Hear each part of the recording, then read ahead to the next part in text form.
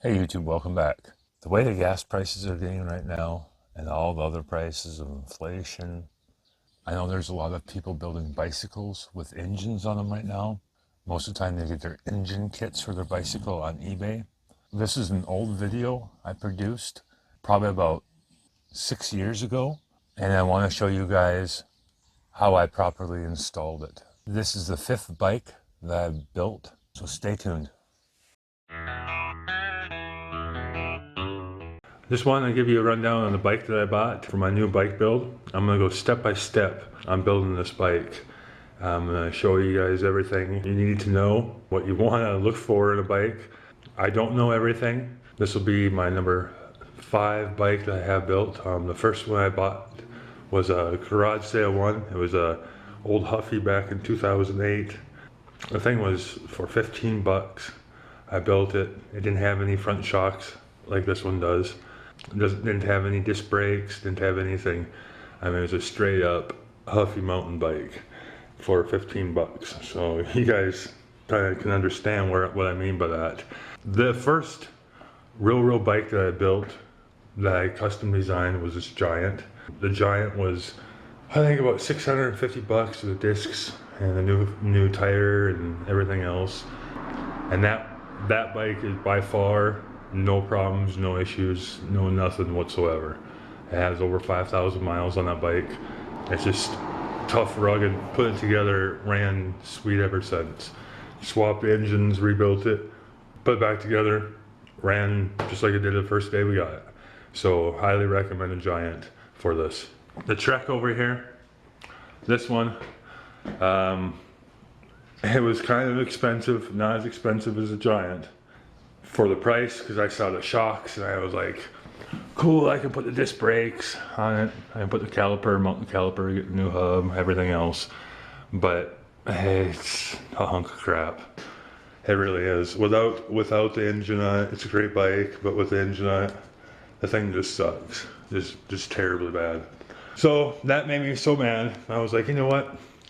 I'm gonna do a cheap build and see what I can do with it, how it'll work compared to an expensive one. Because the Huffy actually did run pretty darn good. It really did. Just with this one, I wanted a little bit more, something more based on a Giant, but a Huffy level. So maybe I can give an option for everybody to go out there and purchase one if they can afford one, if they want one in the urban setting. This bike was 160 bucks. Got it at Kmart. They have them online. They have a rating at star. After I bought it, I looked at the review, a rating star of 1. It says it bends the back axle.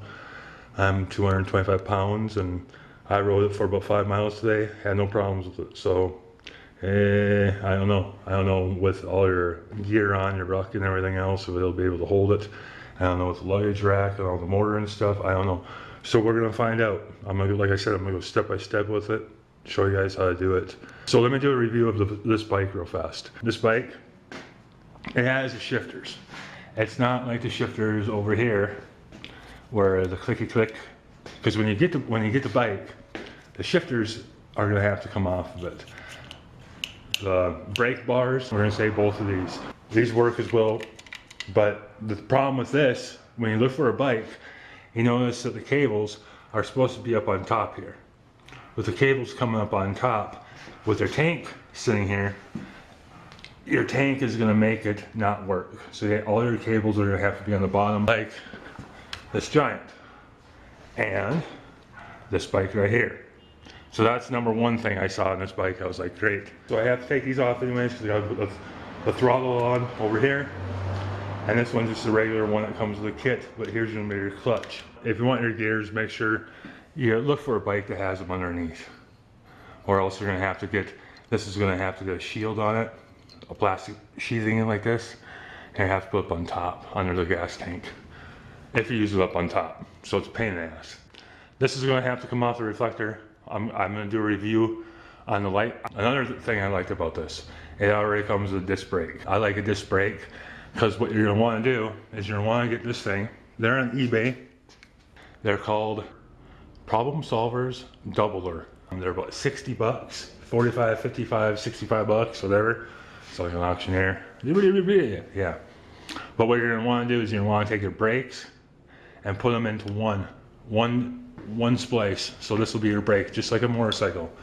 Here on this side, the brake's right here, the clutch is over here. With the problem solver, you put 70% in, just like a regular bike, a motorcycle, 70% front, 30% back here. I like this because it has a pads. That way I can mount it, my sprocket down here. With the pads also, you don't want your back tire to lock up, especially with your chain driven engine. This will have enough room. It's not really the wide, like the fat ones, how they're real fat and real skinny here, like a carbon frame bikes and everything. You don't want one of those bikes. Well, you can drill in, but I'm not really into drilling on the frame, especially when you're going that fast. So that's what I look for. I look for a bike that's nice round, just a round circle. Nice skinny one here, and enough area. Pretty much essentially like that Giant right there. But next thing I want to look at, show you guys, explain to you, is a back sprocket. This is a sprocket you put on, and it's going to go on this way with tines coming out that way. So, but you're going to slap that bad boy right onto the axle, and it's going to be mounted right onto here, and we'll show you how to do it. You might have to true your tire, and we'll show you how to do that too. But as you can see, that's what it looks like. This one tire back here, the original one that came on the Trek, you notice how it's like a cylinder or a funnel shaped. I don't even know what you would want to call that. I don't know, but when you mount it on there, there's too much play.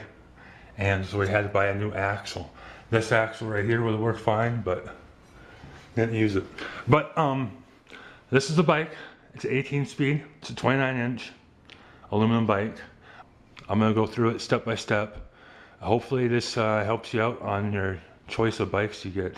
Just look for the cables if you want to have them, the pads in the back, disc brake up in front.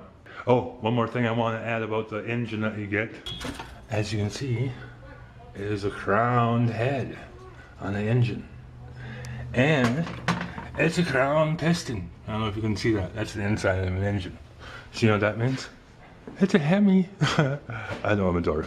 But anyway, that's my video. So hope you enjoy. Stay tuned. Thanks for the new subscribers. Have a good day.